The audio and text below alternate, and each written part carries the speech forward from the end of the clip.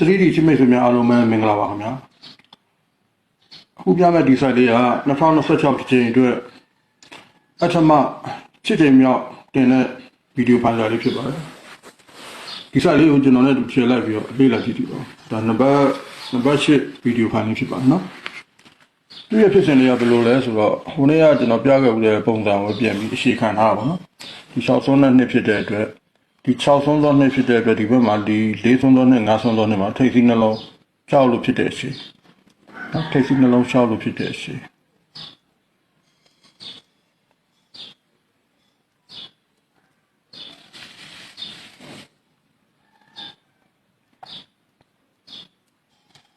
နော်ထိပ်စီးနှလုံးရှောက်လို့ဖြစ်ပြီထိပ်စီးနှလုံးရှောက်လို့ဖြစ်တာနဲ့သူ့ရဲ့တစ်နှစ်ကျော်မှာဒီမှာခွာဟိုနေ့ကကျွန်တော်ဒီရှောက်တော့လေဒီပုံစံလေးနဲ့ပြခဲ့ပြီနော်ထိပ်စီးနှလုံးကဒီ4ဆုံးသောနဲ့5ဆုံးသောနဲ့မှာထိပ်စီးနှလုံးလျှောက်လို့ဖြစ်တယ်။တစ်နှစ်ကျော်မှာအခွာတက်လို့ရှိတယ်။ပြီးရင်သူ့ရဲ့ဇောင်းမှာနော်သူ့ရဲ့ဇောင်းမှာ3ထိပ်ကိုလျှောက်တစ်လုံးပါပြီးတော့မှ3-6တွဲကြာတယ်။သူ့ရဲ့အောက်မှာ10ခါကြာတာလေနော်။အပေါ်မှာ3ထိပ်နဲ့လျှောက်တစ်လုံးအောက်မှာ10ခါကြာတယ်။ဒီ3-6တွဲကိုလည်းသူဘရိတ်ကပါနဲ့ပေါက်4ဘရိတ်နဲ့ပေါက်တယ်။ဒီသူ့ရဲ့ဇောင်းမှာရှိတဲ့ထိပ်စီးနဲ့ပေါက်တယ်နော်။ဒီထိပ်စီးက4ဖြစ်တဲ့အတွက်4ဘရိတ်နဲ့ပေါက်တယ်။ပြီးရင်ထိပ်ပြီးအပိတ်ပြီးရင်အလဲသူအဲ့တိုင်းပါနော်။ဖြစ်စဉ်အစဒီ6ဆုံးသောနှစ်ဖြစ်တဲ့အတွက်ဒီ6ဆုံးသောဖြစ်တဲ့နှစ်ဖြစ်တဲ့အတွက်ဒီ4ဆုံးသောနဲ့5ဆုံးသောနှစ်မှာထိပ်စီးနှလုံးပေါင်းခြင်း6နော်ထိပ်စီးနှလုံးပေါင်းခြင်း6လို့ဖြစ်တဲ့အရှိနော်ဒီအပေါ်မှာမဖြစ်ဘူးနော်မဖြစ်ဘူးဒီမှာလာဖြစ်ပြီနော်ဒီရောက်မှလာပြီ20ချိန်ထိပ်စီးနှလုံး6လို့ဖြစ်ရင်သူရဲ့တစ်နှစ်ကျော်မှာအခွာ1ဆိုတာရှိရယ်ပြီးရင်ဒီထိပ်စီးနှလုံး6ရဲ့ဇောင်းမှာ3ထိပ်နဲ့6တစ်လုံးပါတယ်သူ့ရဲ့အောက်မှာ10ခါလို့ကြားတယ်ဒီ3ထိပ်နဲ့6တစ်လုံးဟာတဲ့ဒီထိပ်စီးဒီ4ထိပ်စီးဖြစ်တဲ့အတွက်4ဘရိတ်နဲ့ကြားတယ်။ထိပ်စီးပြီးရင်သူကအပိတ်ထိပ်ပြီးရင်အပိတ်ပြီးရင်အဲ့လိုသွားနော်။ဟုတ်ပြီဒါကပထမဖြစ်စဉ်ဒုတိယဖြစ်စဉ်ကြတော့ဒုတိယဖြစ်စဉ်ကဒီ76ဒုတိယဖြစ်စဉ်ကြတော့သူကဘယ်လိုလဲဆိုတော့ဒီ4ဆုံးသောနဲ့5ဆုံးသောဒီမှာထိပ်စီးနှလုံးပေါင်းနဲ့6လို့ဖြစ်တဲ့အရှိ။6လို့ဖြစ်ပြီနော်။6လို့ဖြစ်ပြီဆိုတော့သူတိုင်မင်ကကြတော့ဒီဒုတိယတိုင်မင်ကတစ်မျိုးနော်။ဒုတိယတိုင်မင်ကြတော့တိုင်မင်ပြောင်းတော့သူရဲ့တစ်နှစ်ကျော်မှာအခွာတစ်မို့တော့1ထိပ်နော်1ထိပ်ခွာတစ်မို့တော့1ထိပ်သူရဲ့တပင်ကျော်မှာထိပ်စီးနှလုံးပေါင်းခြင်း6လို့ဖြစ်ထားတယ်သူရဲ့ခေါင်းမှာသောနာတီ1က1ထိပ်လို့လာကြမယ်နော်1ထိပ်က1ထိပ်လို့လာကြမယ်နော်1ထိပ်လို့လာကြမယ်သူရဲ့ဘေးကနေတပင်3မဆင်းလိုက်ခွန်3တွဲရှိမယ်နော်ခွန်3တွဲကိုတပင်3မဆင်းလိုက်နှစ်တစ်လုံးထောက်တာမယ်နော်ဒီ1ကဒီလို1လို့ကြမယ်ရှိနော်ကြမယ်လေသူရဲ့ခေါင်းမှာ1 2 3ခွန်3တွဲရှိမယ်အဲ့ဒီခွန်3တွဲရဲ့1 2 3မှာနှစ်တစ်လုံးရှိမယ်ဒီ1က1ထိပ်လို့ကြမယ်1ထိပ်လို့ကြပြီးတော့မှသူက1လျှောက်လို့ကြမယ်နော်1လျှောက်1ခွန်1 8အဲ့လိုသွားတာပေါ့ဆောနာလိုပဲသူ့ရဲ့ဘေးမှာထိပ်စီး3ညထိပ်စီးဖြစ်တဲ့အတွက်အဲ့ဒီ1လျှောက်တွေကို3ညပရိတ်နဲ့ပေါက်တယ်နော်ဟုတ်ပြီအဲ့ဒါဒုတိယဖြစ်စဉ်တတိယဖြစ်စဉ်တွားကြည့်အောင်တတိယဖြစ်စဉ်96မကြတော့သူက36အတွဲကြာမှာနော်36အတွဲလေ96ဖြစ်တဲ့အတွက်ထိပ်စီးနှလုံး6လို့ဖြစ်တဲ့ရှိ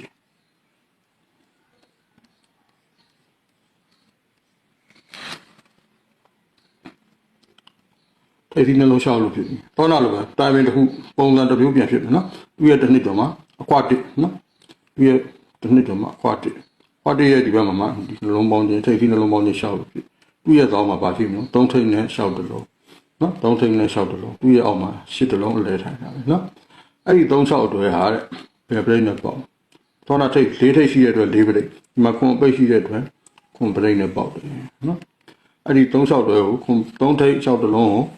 ဟိုဘရိတ်နဲ့ပေါက်ပြီးမှသူ့ရဲ့အောက်မှာ10ခါကြာနော်ဒါတတိယပြင်စတုဒ္ဒလက်ရတစ်ထိပ်လေနော်အဲ့မှာ2006ဖြစ်တဲ့အတွက်ဒီ4ဆုံးသောနဲ့5ဆုံးသောနဲ့မှာထိပ်စီးနှလုံးပေါင်းခြင်း6ဟောဒီမှာထိပ်စီးနှလုံးပေါင်းခြင်း6လို့ဖြစ်တာနဲ့သူ့ရဲ့တစ်နှစ်ကျော်မှာတစ်ထိပ်ဆိုတာရှိတယ်အဲ့ဒီတစ်ထိပ်ကသူ့ရဲ့ဒီ3နှစ်ကျော်မှာတစ်ထိပ်ပြန်ကြမယ်ဆောနာတစ်လျှောက်နော်တစ်လျှောက်ပြီးရင်တစ်ခွန်ဆောနာသူကဒီထိပ်စီးကိုပရိတ်နဲ့ကြာအခုထိပ်စီးပြီးရင်အပိတ်5အပိတ်ဖြစ်တဲ့အတွက်5ပရိတ်နဲ့ကြာတစ်ခွန်တွဲသူ့ရဲ့သောင်းကိုဆင်းလိုက်ရင်ဘေးကို1 2 3ခွန်တွဲရှိတယ်အဲ့ဒီ3ခွန်တွဲကို1 2 3ဆင်းနှစ်တလုံးနော်နှစ်ကအပိတ်ပြီးရင်ထိပ်နောက်ခါလာရင်အလဲပေါ့နော်နောက်နံပါတ်5ဖြစ်စဉ်ရကြတော့36တွဲအလဲဒီ6ဆုံးသောနှစ်ဖြစ်တဲ့အတွက်ဒီ4ဆုံးသောနှစ်5ဆုံးသောနှစ်မှာထိပ်စီးနှလုံးပေါင်းခြင်း6လို့ဖြစ်ရ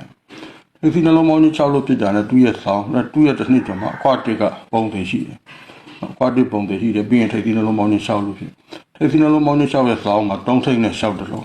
းနော်3ထိပ်နဲ့6တလုံးအစောနာ4ထိပ်က4ပရိတ်မခွန်ပိတ်ကခွန်ပရိတ်အခုဒီမဲ့3လေဟာအလေတိုင်းလှည့်ဖြစ်သွား3လေဟာ3ပရိတ်နဲ့ကြာပြီးရင်3ထိပ်6တလုံးကြာပြီးရတယ်သူ့ရဲ့အောက်မှာ6ခါလို့ကြာနော်ပရိတ်တွေကသူကထိပ်အပိတ်အလေအဲ့လိုသွားတယ်ဟုတ်ပြီ36တွဲပြီးရင်ဒီကတစ်ထိပ်လက်တစ်ထိပ်လက်ဆိုဒီ6ဆုံးသွားနှစ်မှာပေါ့6ဆုံးသွားနှစ်မှာ6ဆုံးသွားနှစ်မှာ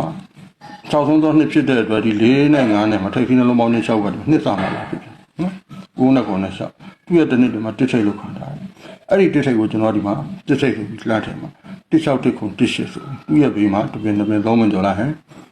3ခုတွေရှိတယ်အဲ3ခုတွေကို1 2 3သောနာနှစ်ကပထမဆုံးကြာတာစီနှစ်ပိတ်ပြီးတော့နှစ်ထိပ်နှစ်လေနော်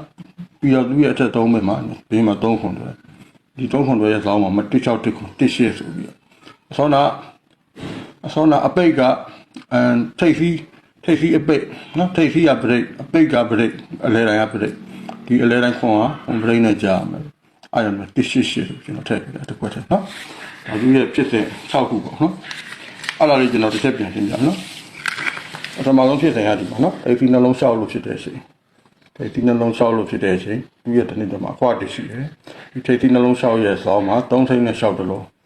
3ထိပ်နဲ့6တလုံးဒီ4ထိပ်ဖြစ်တဲ့အတွက်4ပရိတ်နဲ့ပေါက်တယ်ပြီးရင်8တလုံးအလဲထားနော်အဲ့ဒါ96ပြီးရင်86ဖြစ်တဲ့အတွက်ကျွန်တော်ကဒီ84 85မှာထိပ်ဒီနှလုံး6ကြည့်တယ်ထိပ်ဒီနှလုံး6ဒီမှာကျတော့တစ်နှစ်ကျော်မှာ1တလုံးရှိတယ်အဲ့ဒီတစ်ထိပ်က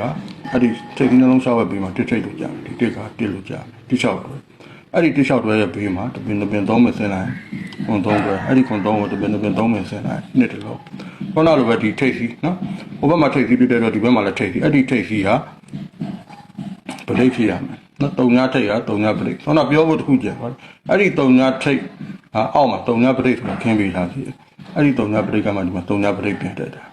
အဲ့ဒီချိန်မှာသူကတစ်ထိပ်ကိုတစ်လျှောက်တွဲနဲ့စကြတယ်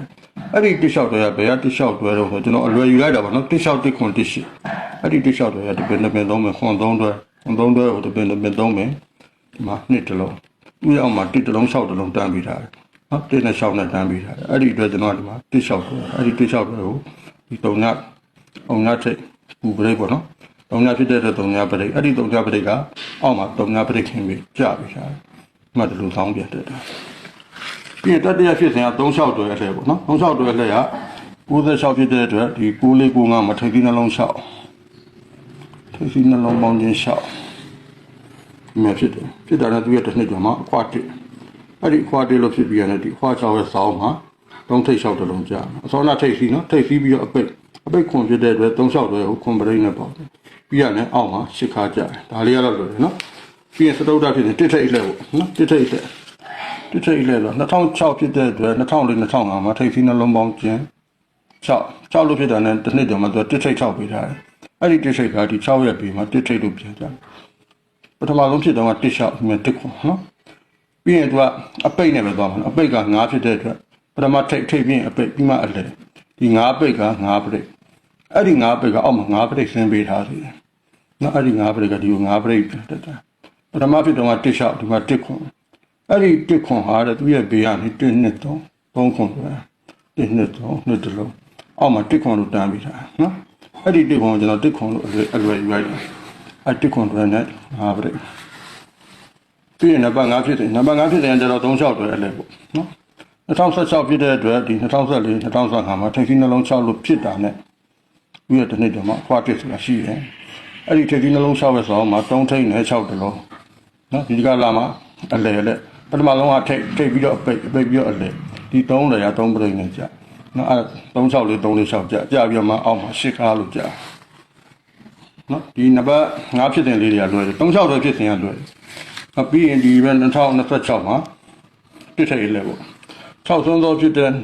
2026 6ဆုံးသောနှစ်ဖြစ်တဲ့အတွက်2024 25မှာထိပ်စီးနှလုံး6ထိပ်စီးနှလုံး6လို့ဖြစ်တာနဲ့သူရဲ့တစ်နှစ်ကျော်မှာတစ်ထိပ်အဲ့ဒီထိပ်စီးနှလုံး6ပြီးမှအဲ့ဒီတစ်ကတစ်လို့လာကြာကျွန်တော်ဒီမှာတစ်ရှစ်တွ